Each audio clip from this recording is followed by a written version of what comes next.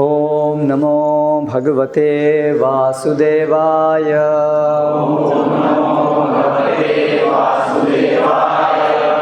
ओम नमो भगवते वासुदेवाय।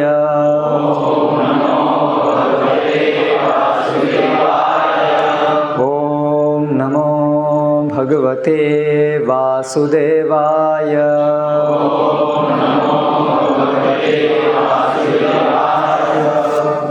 आज हम पढ़ रहे हैं श्रीमद् भगवद गीता यथारूप का अध्याय 8, जिसका शीर्षक है भगवत प्राप्ति और श्लोक क्रमांक है 16।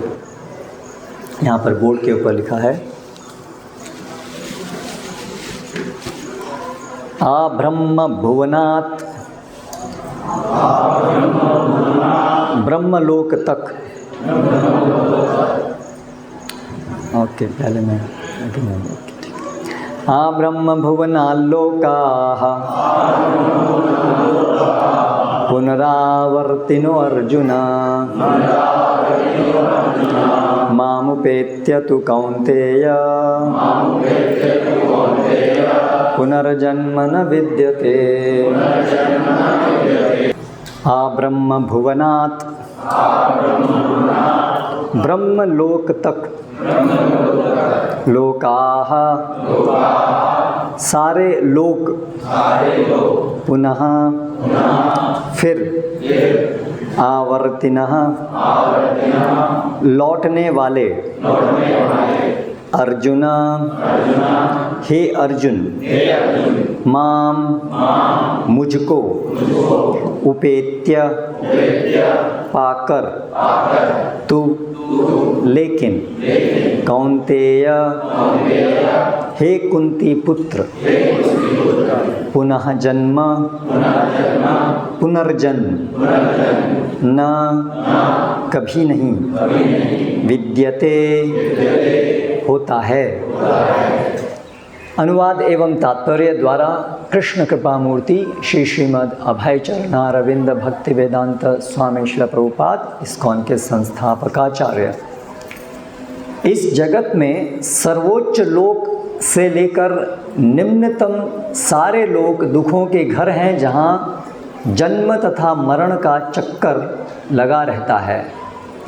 किंतु हे कुंती पुत्र, जो मेरे धाम को प्राप्त कर लेता है वह फिर कभी जन्म नहीं लेता। तात्पर्य, समस्त योगियों को, चाहे वे कर्मयोगी हों, ज्ञान योगी या हठ योगी, अंततः भक्ति योग या कृष्ण भावनामृत में भक्ति की सिद्धि प्राप्त करनी होती है। तभी वे कृष्ण के दिव्य धाम को जा सकते हैं, जहाँ से वे फिर कभी वापस नहीं आते। किंतु जो सर्वोच्च भौतिक लोकों अर्थात देवलोकों को प्राप्त होता है, उसका पुनर्जन्म होता है। जिस प्रकार इस पृथ्वी के लोग उच्च लोकों को जाते हैं, उसी तरह ब्रह्मलोक, चंद्रलोक तथा इंद्रलोक जैसे उच्चतर लोकों से लोग पृथ्वी पर गिरते रहते हैं। छांदोग्य उपनिषद में जिस पंचाग्नि विद्या का विधान है, उससे मनुष्य ब्रह्मलोक को प्राप्त कर सकता है। किंतु यदि ब्रह्मलोक में वह कृष्ण भावनामृत का अनुशीलन नहीं करता, तो उसे पृथ्वी पर फिर से लौटना पड़ता है। जो उच्चतर लोकों में कृष्ण भावनामृत में प्रगति करते हैं, वे क्रमशः और ऊपर जाते रहते हैं और प्रलय के समय वे नित्य परम धाम को भेज दिए जाते हैं। श्रीधर स्वामी ने अपने भगवद गीता भाष्य में यह श्लोक उद्धृत किया है। ब्रह्मणा सहते सर्वे संप्राप्ते प्रतिसंचरे परस्यांते कृतात्मानः प्रविशन्ति परम पदम। जब इस भौतिक ब्रह्मांड का प्रलय होता है, तो ब्रह्मा तथा कृष्ण भावनामृत में निरंतर प्रवृत्त उनके भक्त अपनी इच्छानुसार आध्यात्मिक ब्रह्मांड को तथा विशिष्ट वैकुंठ लोकों को भेज दिए जाते हैं। ओम ज्ञानतिमिरान्धस्य ज्ञानञ्जनशलाकया चक्षुरुन्मीलितं येन तस्मै श्रीगुरवे नमः। श्रीचैतन्यमनोभीष्टं स्थापितं येन भूतले स्वयं रूप कदा मह्यं ददाति स्वपदान्तिकं। वन्देऽहं श्रीगुरो शिरतः पदकमलं श्रीगुरून् वैष्णवांश्च श्रीरूपं साग्रजातं सहगणरघुनाथान्वितं तं सजीवं साद्वैतं सावधूतं परिजनसहितं कृष्णचैतन्यदेवं श्रीराधाकृष्णपादान् सहगणललिता श्रीविशाखान्वितांश्च।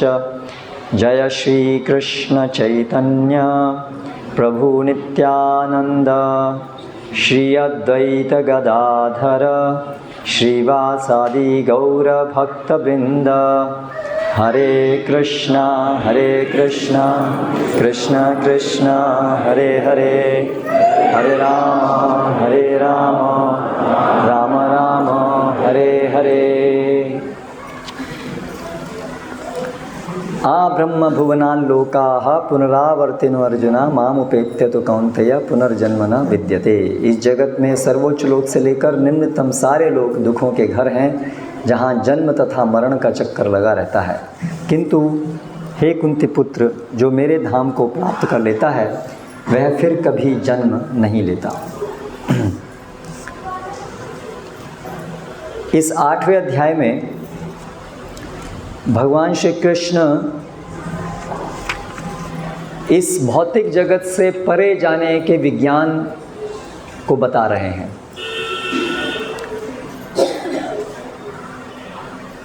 पहले उन्होंने अष्टांग योग पद्धति से, या हठ योग भी जिसको बोलते हैं, या कुंडलिनी योग भी जिसको बोलते हैं, उसके माध्यम से कैसे एक योगी अगर सही प्रकार से योग साधना करता है तो वो अपने को, यानी कि आत्मा को, इस भौतिक जगत से परे आध्यात्मिक जगत में स्थापित कर सकता है। ऐसे विज्ञान को उन्होंने बताया।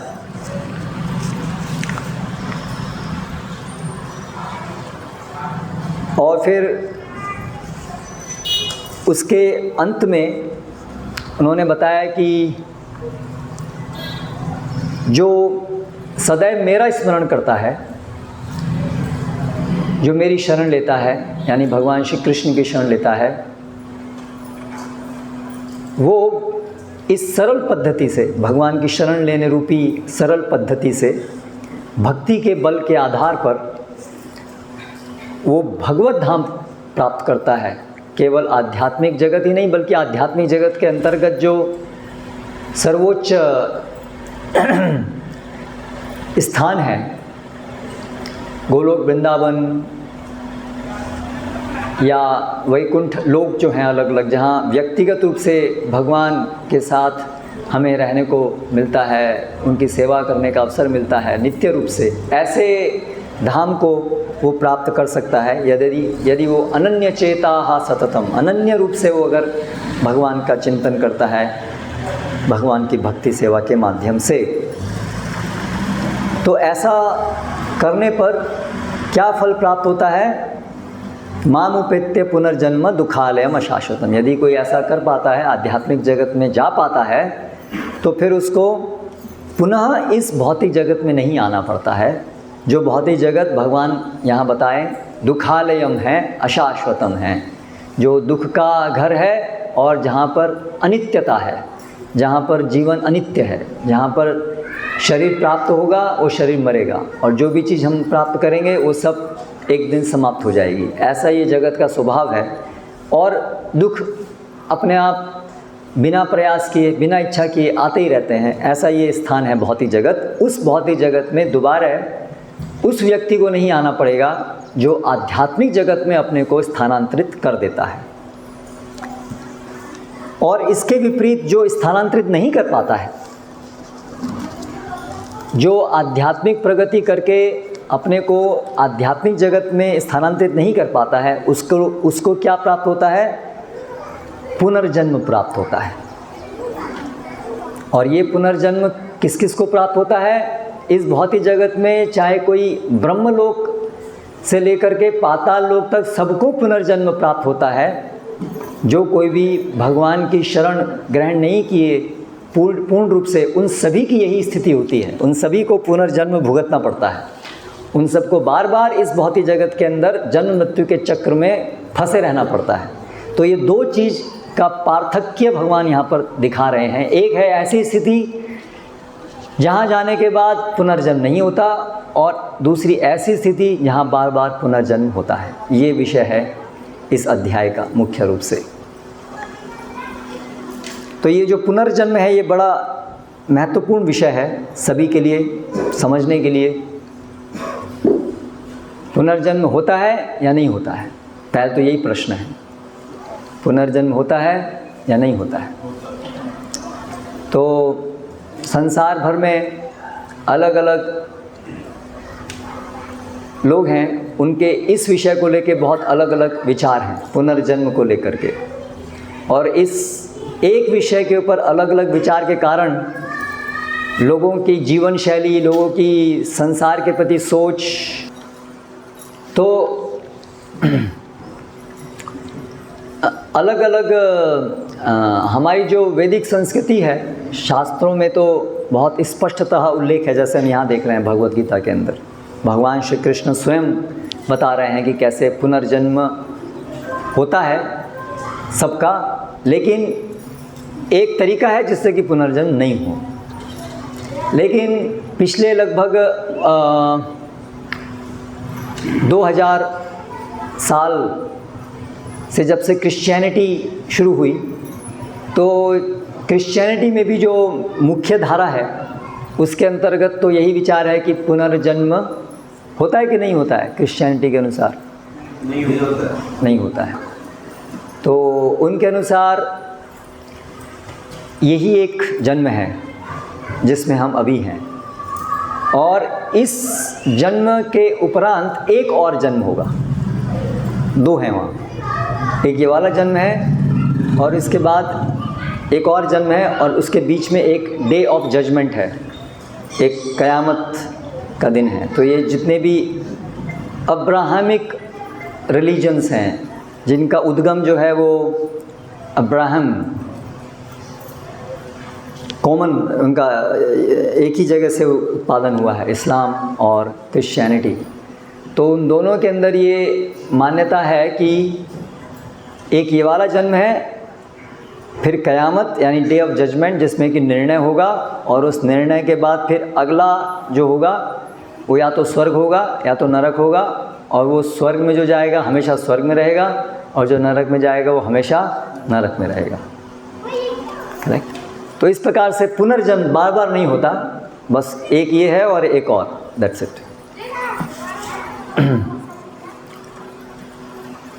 तो और जो सब वो लोग हैं नास्तिक निरीश्वरवादी, जो ऐसा सोचते हैं कि कोई भगवान नहीं है, जो भी कुछ है सब भौतिक ही है, कोई आत्मा नहीं है, कोई भगवान नहीं है, केवल प्रकृति ही सब कुछ है, और ये हम शरीर ही हैं, आत्मा ऐसी कुछ नहीं होती। वो लोग तो स्वाभाविक है कि वो लोग तो कोई पुनर्जन्म जैसी कोई चीज़ होती नहीं, क्योंकि भौतिक है, सब चीज़ जल जाती है।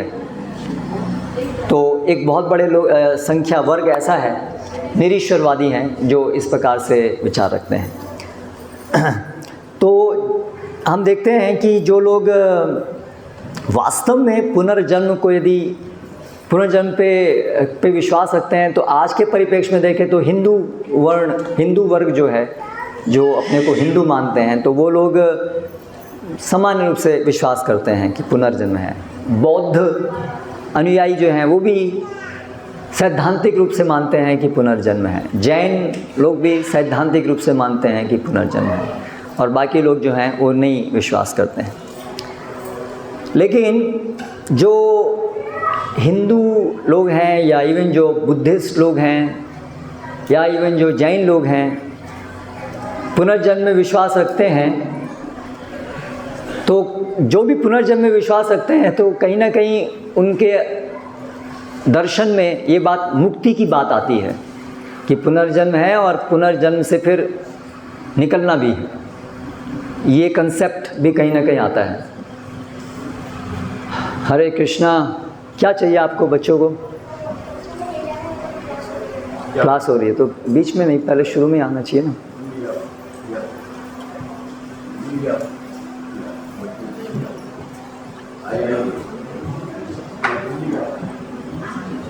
बच्चे सब लोग जा सकते हैं, उनके लिए अलग कक्षा हो रही है पीछे।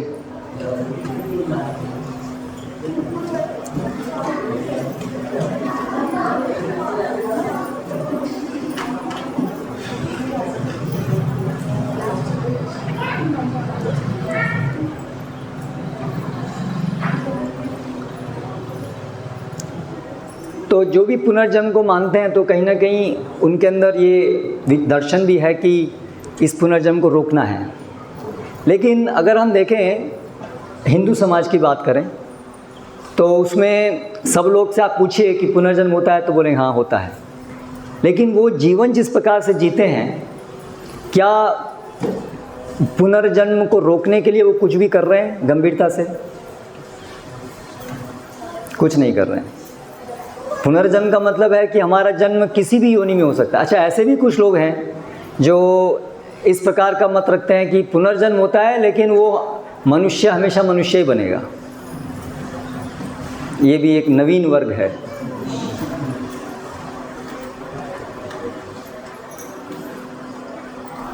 तो ज़्यादातर लोग जो सोचते भी हैं, मानते भी हैं सैद्धांतिक रूप से कि पुनर्जन्म होता है, लेकिन उनका जीवन तो इसी तरह से वो लोग जीते हैं कि जितना हो सके इसी जीवन में इंद्रिय भोग करें और इस पुनर्जन्म को रोकने के लिए कोई प्रयास नहीं करते हैं। बल्कि उनको पता भी नहीं है कि पुनर्जन्म कैसे रुकता है या पुनर्जन्म कैसे होता है, इसके पीछे का विज्ञान क्या है, इसके ऊपर ना जानते हैं ना कभी इस पर गंभीरता से चिंतन करते हैं। तो व्यावहारिक दृष्टि से देखा जाए तो वो लोग भी नहीं समझते हैं कि पुनर्जन्म होता है। ज़्यादातर केवल बोलने के लिए बोल देते हैं पुनर्जन्म होता है, लेकिन ऐसा प्रतीत होता है कि कभी भी उनके हृदय में गहरी श्रद्धा नहीं है कि पुनर्जन्म होता है। उनको केवल यही है कि कहते हैं होता है, पता नहीं होता है कि नहीं होता है, संशय है होता है कि नहीं होता है, केवल सुना है कि होता है। लेकिन हमें तो ऐसा लगता है कि नहीं होता है, क्योंकि देखा तो है नहीं और देख भी नहीं सकते हैं पुनर्जन्म होते हुए। और ज़्यादातर लोग तो आजकल जो देखते हैं उसी पर विश्वास करते हैं, क्योंकि हम सभी को इसी प्रकार से आज आधुनिक विज्ञान में सिखाया जाता है, सीइंग इज़ बिलीविंग, जो देखो उसी पर विश्वास करो। तो इसलिए ज़्यादातर लोग तो फिर पुनर्जन्म देख नहीं पाते हैं, तो इसलिए उनको लगता है कि पुनर्जन्म नहीं होता है। बल्कि वास्तव में एक्चुअली ये सही नहीं है कि पुनर्जन्म नहीं देखा जा सकता है। पुनर्जन्म बहुत सारे प्रकार से हम समझ सकते हैं पुनर्जन्म होता है। वैज्ञानिक दृष्टि से भी हम समझ सकते हैं कि पुनर्जन्म होता है। तो ये पुनर्जन्म होता है कि नहीं होता है, ये विषय महत्वपूर्ण है, इसलिए इसके ऊपर अच्छे से चर्चा होनी चाहिए सभी एंगल से, सभी तरीके से।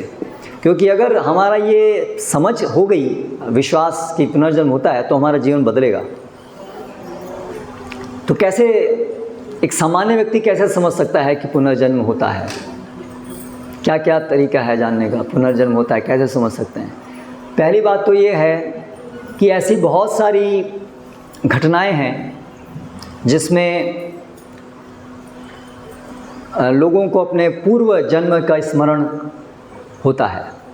ऐसी घटनाएं पूरे विश्व भर में अलग अलग भाषा, अलग अलग संस्कृति को पालन करने वाले लोगों के वहाँ से ऐसी घटनाएं आती रहती हैं, जिसके ऊपर बहुत सारी किताबें लिखी गई हैं। कई बार पूर्व पक्ष ऐसा तर्क रखते हैं, पूर्व पक्ष मतलब जो नहीं मानते हैं पुनर्जन्म को, वो ऐसा तर्क रखते हैं कि जिन लोगों की कल्चर में, संस्कृति में पुनर्जन्म पर विश्वास होता है, ऐसे ही कल्चर के अंतर्गत ऐसी घटनाएं होती हैं। यानी कि ये केवल एक काल्पनिक है, केवल क्योंकि उनके मन में है कि पुनर्जन्म होता है, इसलिए समहाउ किसी न किसी तरह से जो बच्चे जन्म लेते हैं उनके अंदर कुछ ऐसी मेंटल डिस्टॉर्शन हो जाता है कि उनको लगता है कि हमारा कुछ हमें याद है। लेकिन यथार्थ में ऐसा नहीं है। वास्तव में ऐसी कल्चर्स जहाँ पर कि जो निरीश्वरवादी हैं, एथीस्ट्स हैं, नास्तिक हैं, और जहाँ पर पुनर्जन्म के ऊपर विश्वास नहीं होता, ऐसे लोगों के बीच में भी से भी ऐसी घटनाएं आती हैं।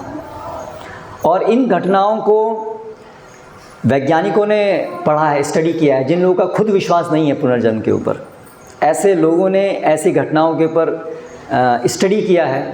जैसे कि एक प्रोफेसर इयनस्टन एक करके एक हैं, तो उन्होंने कई सारी किताब लिखी हैं, आप इसको गूगल पे भी देख सकते हैं।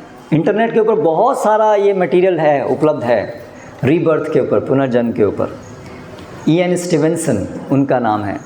तो उन्होंने एक किताब है, उसमें से 20 प्रूव्ड केसेस ऑफ रीइंकार्नेशन, पुनर्जन्म के 20 सिद्ध घटनाएं।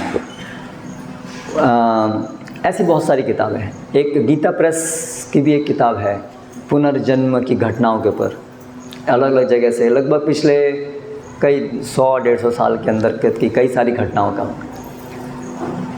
तो ये एक महत्वपूर्ण ऑब्जर्वेशन है हमारे सामने कि ऐसी घटनाओं का होना। तो अगर ऐसी घटना एक भी सही है तो वो फिर इंगित करता है कि शरीर जब मरता है तो सब कुछ नहीं मरता है, कुछ ना कुछ ऐसी चीज़ थी जो नहीं मरी और जिसकी वजह से अगले जीवन में वो याद रहा कि पहला जीवन क्या था। दूसरा घटनाक्रम है कि रिग्रेशन, हिप्नोटिक रिग्रेशन। एक मेडिकल फील्ड के अंदर एक पद्धति है जिसमें कि कुछ लोगों को फोबिया होता है। फोबिया अर्थात किसी विशिष्ट चीज़ से उनको बहुत डर लगता है, जो सामान्य व्यक्ति को डर नहीं लगता है, लेकिन उस व्यक्ति को उस चीज़ से विशेष रूप से डर लगता है। तो ऐसी स्थिति में एक तरीका है जिससे कि जो लोग उसमें एक्सपर्ट हैं वो उस व्यक्ति को उसके धीरे धीरे पूर्व भूतकाल में उसको याद दिलाते दिलाते ले जाते हैं और उससे धीरे धीरे उसको हेल्प करते हैं कि वो याद करे अपने पूर्व को।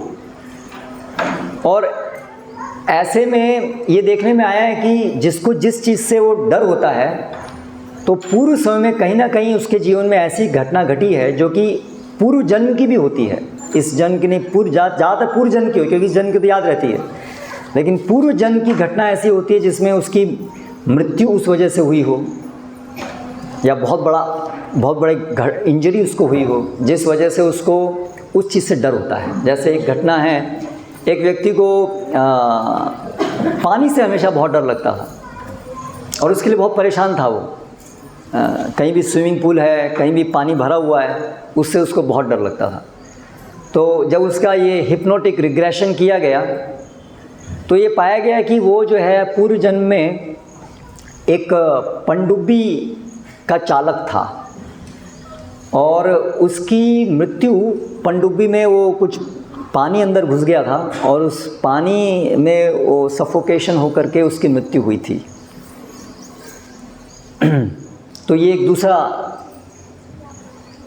सामान्य लोगों के लिए समझने के लिए पहलू है कि पुनर्जन्म होता है। और जो पहले वाला घटनाक्रम है उसके भी बहुत सारे उदाहरण हैं। जैसे एक उदाहरण है कि एक पाश्चात्य जगत में एक बालक था जो जब बहुत छोटा था तो रात को बहुत उसको डरावने ऐसे सपने आते थे और वो बहुत चिल्लाता था रात में। तो धीरे धीरे थोड़ा सा बड़ा हुआ तो उसकी आवाज़ और स्पष्ट हुई, तो फिर वो कुछ हमेशा से कुछ वॉर सीन, लड़ाई के सीन की बात शब्द बोलता था और कुछ एयरक्राफ्ट ऐसे चीज़ों को बोलता था। और उसके माता पिता दोनों, उनको पुनर्जन्म में कोई विश्वास नहीं था। तो उन्होंने बहुत सारे, धीरे धीरे जब ये घटना बढ़ने लगी तो उन्होंने अलग अलग डॉक्टर्स को दिखाया, ये क्यों हो रहा है, क्या हो रहा है, अलग अलग प्रकार से उसको ट्रीटमेंट करने की कोशिश भी की, लेकिन कुछ उससे हुआ नहीं। और धीरे धीरे वो और बढ़ता गया तो वो और अधिक स्पष्टतः बताने लगा, उसका अपना एक नाम भी बताने लगा कि मैं, ये नाम मेरा था और ये मैं पायलट था, और ऐसे करके धीरे धीरे उसे बताने लगा। और मेरा एक फ्रेंड था, मैं अपना प्लेन चला रहा था और मेरा प्लेन क्रैश हो गया, उसके ऊपर एक बॉम्ब गिराया गया और ऐसे करके वो क्रैश हुआ, ऐसे करके वो सब धीरे धीरे बताने लगा। तो फिर उसके जो पिता ने देखा कि ये तो दिन पे दिन चीज़ें बढ़ती जा रही हैं और वो केवल वेग नहीं रह गई हैं, बहुत स्पेसिफिक हो गई, स्पष्ट हो गई हैं क्या बोल रहा है वो। तो उन्होंने क्या किया कि सेकेंड वर्ल्ड वॉर की जो हिस्ट्री थी, वहाँ पर रिकॉर्ड्स थे, हिस्ट्री क्या रिकॉर्ड्स जो थे, उस रिकॉर्ड्स को पढ़ना शुरू किया कि जो वो बताता है वैसा कुछ घटनाक्रम वहाँ है कि नहीं है। तो उन्हें उस स्टडी में जानने को मिला कि उस नाम का, जो नाम बोलता था, एक पायलट था जो लड़ाकू विमान चला रहा था और उसका एक मित्र भी था जिसका नाम वो लेता था, और वो व्यक्ति आज भी उपस्थित था जब ये घटना हुई। तो उसके पिता ने उससे जाकर के वो मिले और देखा कि जो भी वो उसने बताया था वो सब घटनाएं सही थी। वो उसका मित्र था, उसने उसकी डिटेल बताई कि कैसे कैसे उसकी डेथ हुई थी। तो पुनर्जन्म की याद, और दूसरा है ये हिप्नोटिक रिग्रेशन, और एक तीसरी चीज़ है कि जब कभी किसी व्यक्ति की कुछ हार्ट अटैक होने से वो कोमा स्टेज में चला जाता है या कोई और कारण से, और यदि मेडिकल हेल्प के द्वारा उसको कोमा स्टेज से वो बाहर आ जाता है अपने आप, या मेडिकल हेल्प के द्वारा वो कोमा स्टेज से वापस आ जाता है, बाहर आ जाता है। तो ऐसे केसेस को स्टडी किया तो उसमें ये पाया गया कि ऐसे लोग जो हैं वो कोमा के दौरान तो साइंस के अनुसार, मेडिकल फील्ड के अनुसार, जो हमारी ब्रेन होती है वो कार्य करना बंद कर देती है। अगर आप एक EEG इलेक्ट्रोएन्सेफेलोग्राम करेंगे जिसमें कि ब्रेन की जो एक्टिविटी है उसको हम देख सकते हैं कि हो रही है कि नहीं हो रही है, तो उसमें अलग अलग ऐसे वेव्स आती हैं, तो वो फ्लैट रहता है, यानी कि ब्रेन उस समय काम नहीं कर रही होती है। और कोई भी चीज़ को अनुभव करने के लिए, देखने के लिए तो ब्रेन की ज़रूरत है। तो इसलिए स्वाभाविक तो ये है कि यदि कोई व्यक्ति कोमा स्टेज में है और वो कोमा से जब बाहर निकले तो कोमा स्टेज के दौरान जो भी कुछ हुआ उससे कुछ पता नहीं होना चाहिए, क्योंकि उस समय तो उसके ब्रेन काम नहीं कर रही थी। लेकिन ऐसे देखा गया है कि जिन लोगों को कोमा स्टेज से जो बाहर आ जाते हैं उनमें से एक बड़ी मात्रा में लोग हैं जिनको रिकॉर्ड किया गया है वैज्ञानिकों के द्वारा, डॉक्टर्स के द्वारा। डॉक्टर सोबोम एक कार्डियोलॉजिस्ट हैं, अगेन आप इंटरनेट पे देख सकते हैं ये। तो उन्होंने एक पूरा इसका डॉक्यूमेंटेशन किया है कि जिसमें कार्डियक अरेस्ट से जो लोग कोमा स्टेज में चले गए लेकिन फिर उनको कार्डियक रिससिटेशन के द्वारा रिवाइव किया जा सका, तो उनमें बहुत सारे केसेस में कोमा के दौरान उनको कहाँ ले जाया गया, कौन सी मशीन पर रखा गया, क्या क्या किया गया, वो सब उनको पता था। और एक और बड़ा एक ऐसा घटना भी घटी जिसमें कि एक कहीं पाश्चात्य जगत में कोई एक एक्ट्रेस थी और उसको एक ब्रेन के अंदर ट्यूमर था, और वो ट्यूमर ऐसी जगह पर था जिसको ऑपरेट करना लगभग नामुमकिन था। अगर ऑपरेशन होगा तो बहुत चांस है कि वो मर जाएगी, तो रिस्क बहुत ज़्यादा था। तो लेकिन वो एक्ट्रेस ने कहा कि कोई बात नहीं, I will take the risk. तो वो ऑपरेशन किया गया। उस ऑपरेशन करने के लिए क्या ज़रूरी था कि बॉडी के टेम्परेचर को बहुत कम किया जाए, क्योंकि वो बिल्कुल वो ब्लड की जो वेसल होती है, खून की जो नली होती है, उसमें वो एक ट्यूमर था। तो इसके लिए ज़रूरी था कि उसके पूरी टेम्परेचर को कम किया जाए। तो पूरा कोमा और उस बिलो नॉर्मल डिग्री से टेम्परेचर कम किया और तब जा कर के वो ऑपरेशन किया, और उस ऑपरेशन वो सक्सेसफुल हुआ। लेकिन आश्चर्य की बात है कि उस ऑपरेशन के दौरान वो ऑपरेशन में नर्स और डॉक्टर के बीच में वार्तालाप क्या हो रहा था, वो वार्तालाप भी उस एक्ट्रेस ने बाद में उसके कुछ भाग वो बता पाई कि ये आप बात कर रहे थे। तो यानी कि केवल ब्रेन के अलावा भी कुछ है जो एक्टिव रहता है। ब्रेन ही सब कुछ नहीं है। सामान्यतः हम ये सोचते हैं, या विज्ञान हमको ये बताता है कि जब ब्रेन डेड है तो हम भी डेड हैं, यानी ब्रेन ही हम हैं। हम जिसको मान रहे हैं, हम जो हैं वो केवल हमारी ब्रेन ही है। लेकिन ऐसा नहीं है। फिर एक और चीज़ है कि ऐसी बहुत सारी घटनाएं हैं जिसमें लोग जो हैं, अलग अलग संस्कृति के लोग जब ऐसी अनुभव करते हैं कि वो बिल्कुल मरने की स्थिति को बहुत नज़दीक से देखते हैं, जो वो मरने ही वाले थे, और उस समय देखते हैं कि कुछ ऐसे बहुत भयानक दिखने वाले लोग उनको दिखते हैं जो उनको ले जा रहे थे। और ये चीज़ कॉमन है, केवल ये वैदिक संस्कृति वाले लोगों के लिए बात नहीं है, ये पूरे विश्व में अलग अलग जगह से ऐसे लोगों के अनुभव हैं कि वो मरने के बहुत नज़दीक चले गए। उस समय वो कुछ ऐसे लोगों को देख रहे थे जो बहुत भयानक थे और उनको ज़बरदस्ती ले जा रहे थे, ले जाने का प्रयास कर रहे थे, लेकिन फिर किसी कारणों से छोड़ दिया। तो वैदिक संस्कृति के अंतर्गत तो जो लोग पाप पुण्य के अंदर रहते हैं तो उनको यमराज के यमदूत लेके जाते हैं, और जिनका विवरण शास्त्रों में आप देखेंगे तो वो विवरण और जो लोगों का जो अपना अनुभव है वो बहुत एक जैसा है। वो घटनाक्रम, वो लोग जो यमदूत हैं उनका विवरण तो ये सब तरीके से बहुत स्पष्ट है कि पुनर्जन्म तो होता है।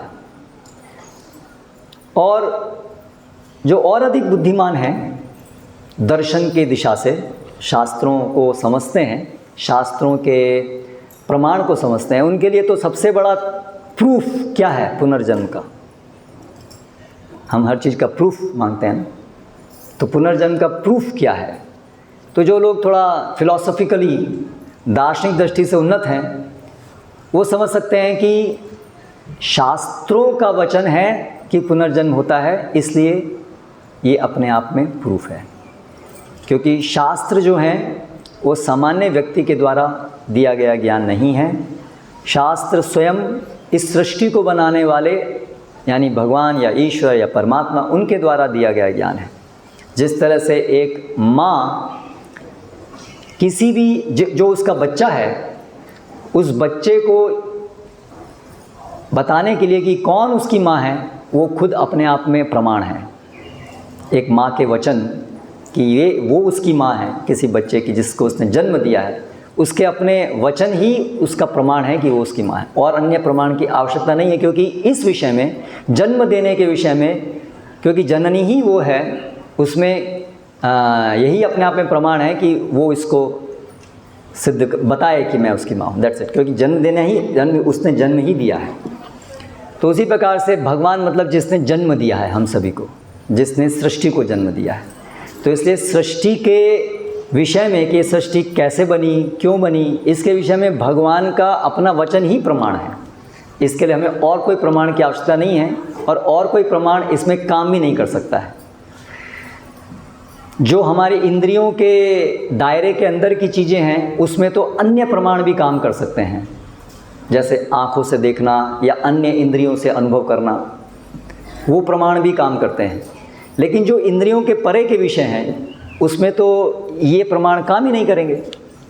अगर हम कहें कि हम तो केवल उस पर विश्वास करते हैं जिसको हम देखते हैं, तो हमारे परदादा के वो तो हमने कभी देखे ही नहीं, तो फिर तो कभी हम विश्वास ही नहीं कर पाएंगे कि ऐसे भी कोई व्यक्ति थे।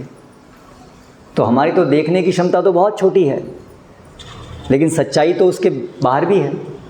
तो जो उसके बाहर की सच्चाई है उसको देखने के लिए हमारी ये चर्म चक्षु या हमारी भौतिक इंद्रियां काम नहीं आएंगी, क्योंकि उनका दायरा बहुत छोटा है। तो इसलिए शास्त्रों में यदि कहा है, जो भगवान की वाणी है, तो ये सबसे बड़ा प्रमाण है। और शास्त्रों में तो स्पष्टतः कहा है कि पुनर्जन्म होता है, और ये पुनर्जन्म 84 लाख योनियों में किसी भी योनि में हो सकता है। सर्वयोनिषु कौन्तेय, भगवान बताते हैं, ऊर्ध्व गच्छन्ति सत्त्वस्था, मध्य तिष्ठन्ति राजसा, जघन्य गुणवृत्तिस्तु अधो गच्छन्ति तामसाः। हम मनुष्य योनि से उच्च योनि में भी जा सकते हैं, निम्न योनि में भी जा सकते हैं। देखिए, इतना बोलने पर भी मोबाइल बजाओ।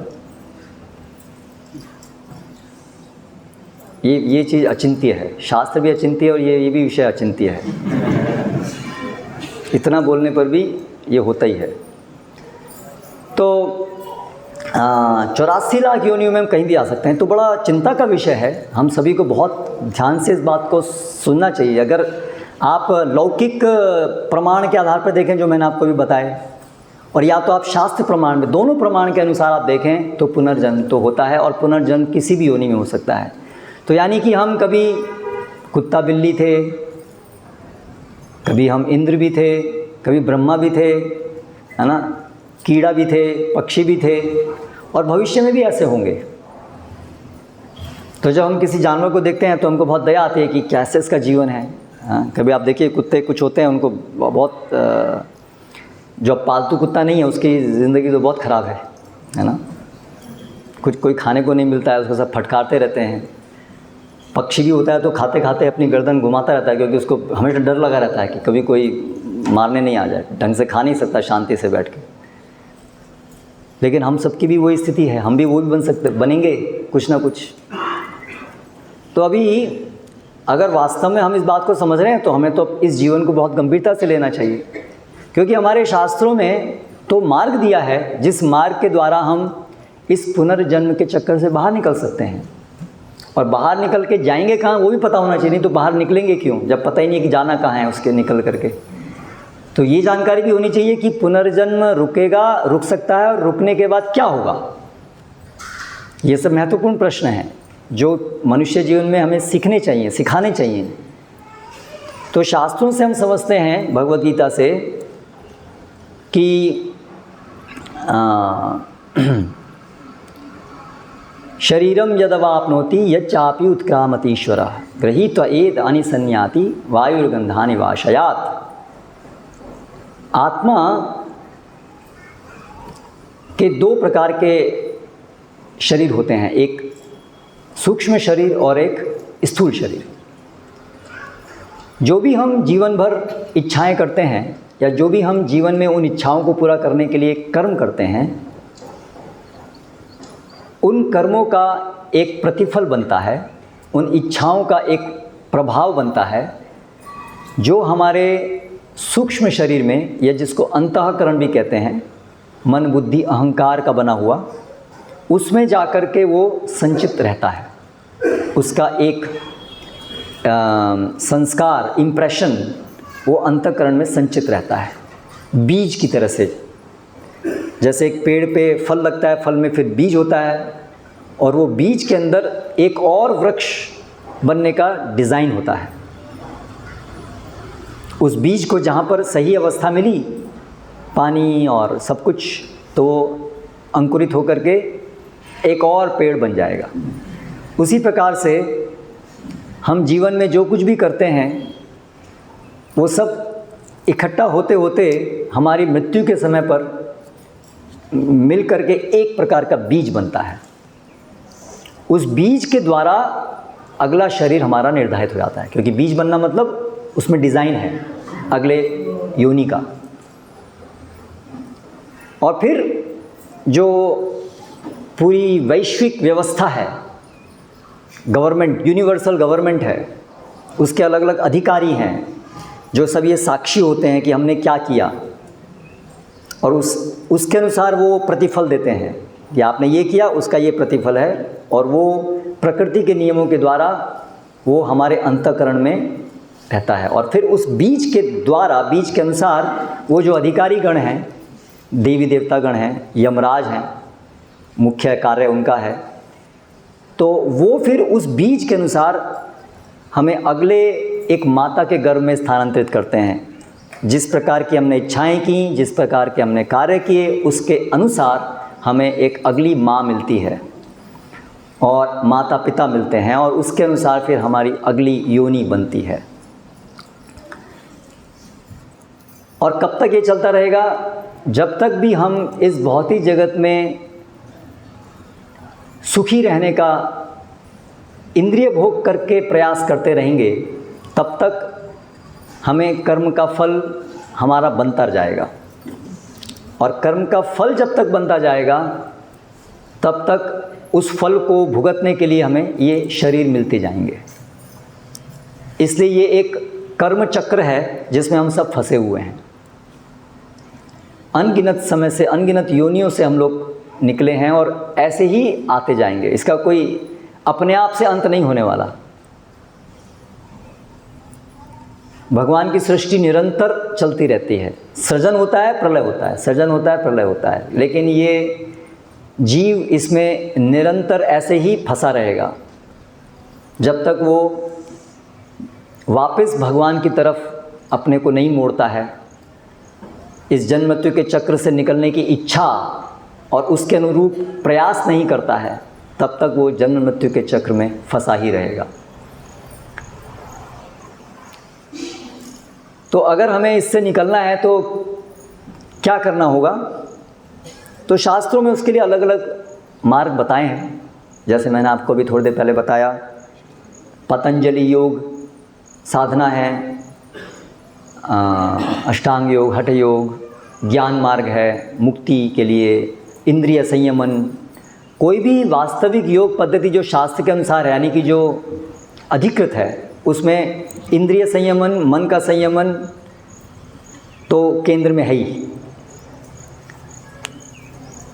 लेकिन वर्तमान जो कलयुग है उसमें ये जो अन्य मार्ग बताए गए हैं शास्त्रों में जन्म मृत्यु के चक्र से निकलने के, ये सामान्य व्यक्ति के लिए, यानी संसार के आज लगभग 99% लोगों के लिए वो संभव नहीं है उस मार्ग को कर पाना। अर्जुन 5000 साल पहले जब भगवान ने अर्जुन को ये मार्ग बताया 6ठे अध्याय में, तब अर्जुन ने ये व्यक्त किया कि कृष्ण आप जो ये मार्ग मुझे बता रहे हैं ये मेरे लिए तो असंभव है करना।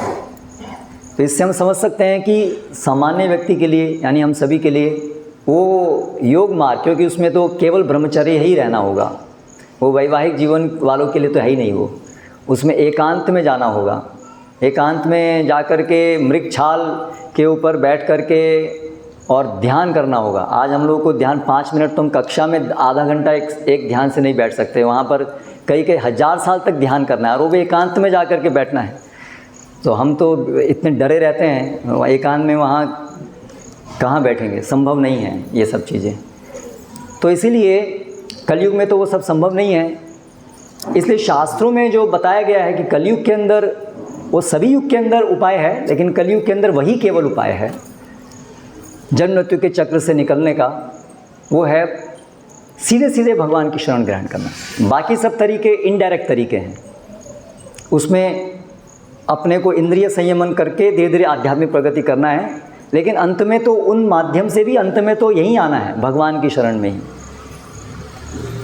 लेकिन आजकल वो इनडायरेक्ट तरीके से जाएंगे तो शरीर, अपनी आयु भी बहुत कम है और उसमें तो कई जन्म लगते हैं, तो इसलिए वो आजकल कलयुग में व्यावहारिक नहीं है। इसलिए कलयुग में जो व्यावहारिक है, जो शास्त्र में बताया गया है, हरर नाम हरर नामैव केवलम कलौ नास्त्येव नास्त्येव नास्त्येव गतिरन्यथा। कलयुग में केवल एक ही उपाय है कि हम भगवान की शरण ग्रहण करें, और वो भी विशेष रूप से भगवान का नाम जो भगवान से अभिन्न है उनसे प्रार्थना करते हुए। ये जब हम भगवान का नाम लेते हैं, हरे कृष्ण मंत्र, ये भगवान से प्रार्थना है। ये हम भगवान को पुकारते हैं, भगवान को, भगवान की शक्तियों को हम पुकारते हैं। और क्या पुकारते हैं, क्या प्रार्थना करते हैं? भगवान हमें इस पुनर्जन्म से निकालिए, और निकाल के कहाँ रखिए? आपके चरणों में, आपकी सेवा में रखिए, जो हमारी वास्तविक स्थिति है। तो ये जो हृदय से पुकार पाता है वो तभी पुकार पाएगा जब उसको इसमें श्रद्धा होगी। जब उसको श्रद्धा होगी कि बहुत ही जगत में तो दुख है, मुझे इससे निकलना है, भोग करने के प्रयास बहुत हो चुके, अभी और ज़्यादा नहीं करना है, ये सब व्यर्थ है, और उसकी श्रद्धा होगी भगवान में, उसकी श्रद्धा होगी भगवद गीता में, तभी वो हृदय से ये प्रार्थना कर पाएगा। तब उसको बोलेंगे कि उसका वो जो प्रार्थना है वो शुद्ध है। तो यदि कोई इस प्रकार से शुद्ध रूप से भगवान से प्रार्थना करता है, तो जब भगवान देखते हैं कि ये व्यक्ति गंभीर है, ये वास्तव में वापस मेरी शरण में आना चाहता है, तो फिर भगवान हमें इस माया से छुटकारा दिलाते हैं। दैवीयेश गुणमयी मम माया दुरत्यया मामे वये प्रपद्यन्ते माया में ताम तरंतिते। भगवान कहते हैं मेरी माया शक्ति भगवान की ही शक्ति है जो हमें ये 84 लाख योनियों में भ्रमण करा रही है। ईश्वर सर्वभूतानां हृदयेश अर्जुन तिष्ठति भ्रामयन् सर्वभूतानां यंत्र रूढ़ानि माया। भगवान कहते हैं मैं लोगों को यंत्र में बैठा करके भ्रमण करा रहा हूँ। मैं मतलब परमात्मा के रूप में भगवान है, और ये उनकी माया शक्ति के द्वारा दिया गया शरीर और सारी व्यवस्था है। तो यदि भगवान की हम शरण लेते हैं तो भगवान आसानी से अपनी माया शक्ति को निर्देश देते हैं कि इसको आप छोड़ दीजिए, ये वापस धाम आ जाए। तो ये जो तरीका है भगवान को की शरणागति लेने का तरीका, यही भगवद गीता का सार है। सर्वधर्मान परित्यज्य माम एकम शरणम व्रज, ये भगवद गीता का चरम श्लोक है, सार है ये, जिसमें भगवान कह रहे हैं कि बहुत सारे तरीके मैंने आपको बताए भगवद गीता में, लेकिन उन सभी तरीकों का सार यही है, उन सबको छोड़ो और उसका जो सार है वो ये है कि मेरी शरण में आओ, उसको ग्रहण करो। सर्वधर्मान परित्यज्य माम एकम शरणम व्रज अहम त्वा सर्व पापेभ्यो, मैं तुम्हारा उद्धार करूँगा। तो ये जो पूरा आंदोलन है ये इस डायरेक्ट चीज़ को, भगवान की शरण कैसे ली जाती है उसको सिखाने के लिए। तो ये हम नियमित श्रवण करें, जप करें, पढ़ें और ऐसे करके मन के अंदर पूरा भगवान के प्रति उनकी शरणागति ग्रहण करें और इस प्रकार जन्म मृत्यु के चक्र से निकलकर वापस अपने घर जाएं, भगवत धाम। समय बहुत कम है हमारे पास, आज का समय नहीं, जीवन का समय की बात कर रहा हूँ। कभी भी हमारी मृत्यु आ सकती है, कभी भी पुनर्जन्म हो सकता है, दोबारा अटक जाएंगे। इस जीवन में तो हमको सुनने का मौका मिल रहा है, कुत्ते बिल्ली बन गए तो अंडर एंट्री भी नहीं होगी, एंट्री होगी तो समझ में भी कुछ नहीं आएगा। तो इसलिए अभी ये जो थोड़ा बहुत समय हमारे पास है यही हमारे पास है, तो परीक्षा आने से पहले तैयारी कर लेनी चाहिए। तो गंभीरता से सभी लोग हरे कृष्ण मंत्र लें। हरे कृष्ण श्रील प्रभुपाद की जय। यदि कोई प्रश्न अभी किसी का है इस संदर्भ में तो आप पूछ सकते हैं। मुझे अभी आपने बताया कि जो एक बार भगवान का धाम पा लेता है वो नीचे नहीं आता है, तो जो जय विजय थे भगवान की पार्षद जो सेवक थे वो क्यों नीचे आए? तो प्रश्न है कि आपने बताया कि जो भगवत धाम में जाता है वो वापस नहीं आता, लेकिन जय विजय तो थे, वहीं थे, पार्षद थे, वो वापस आए। तो भगवान यहाँ पर आपने तात्पर्य में पढ़ा होगा कि जो देवी देवता की पूजा करते हैं वो उन लोगों को जाते हैं और वहाँ पर जब कर्म फल ख़त्म होता है तो उनको वापस आना पड़ता है। तो आध्यात्मिक भगवत धाम में हमारे कर्म फल की वजह से हम नहीं जाते हैं, इसलिए कर्म फल ख़त्म होने से हम वापस नहीं आते हैं। लेकिन हमारी स्वतंत्र इच्छा शक्ति हमेशा हमारे पास है, उसका दुरुपयोग करके तो वो तो हमारे हाथ में है, वो दुरुपयोग हम कर सकते हैं, लेकिन वो तो आपके हाथ में है ना, कोई ज़बरदस्ती नहीं करेगा आपको यहाँ भेजने के लिए। लेकिन यदि आप नहीं रहना चाहेंगे भगवत धाम में, आप कहेंगे नहीं भगवान मुझे तो वही वापस जाना, तो जाओ, वो छुट्टी आपके पास हमेशा है। आपकी स्वतंत्र इच्छा शक्ति को भगवान कभी भी कैंसिल नहीं करेंगे, क्योंकि उसके बिना आप कभी भगवान से प्रेम भी नहीं कर सकते हैं। वो स्वतंत्रता हमेशा हमारे को है। भगवद गीता को सुनाने के बाद भगवान ने अर्जुन को स्वतंत्रता दी, यथेच्छसि तथा कुरु, अभी जो करना है करो। तो आपकी इच्छा तो रहेगी, आपकी स्वतंत्रता रहेगी कि आपको भगवान की सेवा करनी है कि नहीं करनी है। लेकिन अगर आपकी सेवा है भगवान की सेवा करने की, आपकी इच्छा है भगवान की सेवा करने की, तो आपको कोई ज़बरदस्ती नहीं करेगा। लेकिन अगर आप देवी देवताओं के लोगों को जाते हैं, ब्रह्मलोक को भी जाते हैं, आपकी इच्छा है वहाँ रहने की, तो भी आपको वहाँ रहने नहीं दिया जाएगा। जब आपका कर्मफल खत्म हो गया तो क्षीणे पुण्य मर्त्य लोकम विशंति, तो ये अंतर है। लेकिन अगर आपकी इच्छा के अनुसार ही है तो हमको डरने की क्या जरूरत है, हम इच्छा नहीं करेंगे, वो तो हमारे हाथ में है। हम क्यों इच्छा करेंगे, हम समझ गए कि भौतिक जगत खराब है, हमें फिर क्यों वहाँ वापस जा कर के फिर ये इच्छा करेंगे। इसलिए जब तक पूरे सुदृढ़ नहीं होंगे कि दोबारा सोचना ही नहीं है, तब तक वापस भी नहीं जाएंगे। ठीक है, और कोई प्रश्न है? जी अपने नाम के बारे में बताया, नाम लेने के बाद एक मिनट, एक प्रश्न आगे चल रहा है, क्या? नाम लेने के बाद हम गोलोक में जा सकते हैं, नाम लेने के लिए उनका सहारा लेना पड़ता है ना, गुरु साधु वैष्णव। हाँ, यस, सहारा लेना पड़ता है। यस। तो कोई आए उनके लिए सहारा लेने के लिए क्या करना पड़ता है उसका? सहारा लेने के लिए क्या करना पड़ता है? सहारा लेने के लिए हमें पहले तो भगवद गीता समझिए, गुरु कौन है वो समझिए, उसके लिए पूरा सुदृढ़ होइए कि मुझे गुरु की शरण लेनी है। और फिर आप देखिए कि कौन व्यक्ति हैं जो भगवान का प्रतिनिधित्व कर रहे हैं, जिनकी आप शरण लेकर के जो आपको भगवान का रास्ता दिखा सकें, उनकी आप शरण लीजिए, वो आपको फिर भगवान की शरणागत होना सिखाएंगे। जी,